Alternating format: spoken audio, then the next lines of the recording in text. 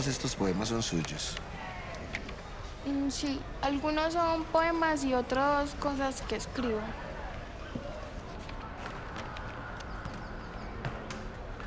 Y los dibujos también son suyos. Sí.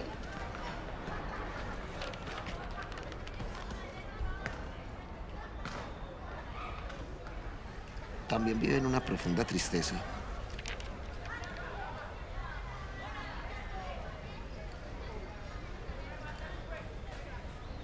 Usted es melancólica. No, solo que a veces me dan ganas de escribir cuando me siento así. Lee.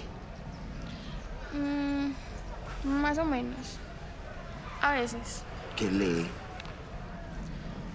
No sé. Me gusta Pizarnik. Alejandra Pizarnik. Alejandra, Alejandra. Debajo estoy yo, Alejandra.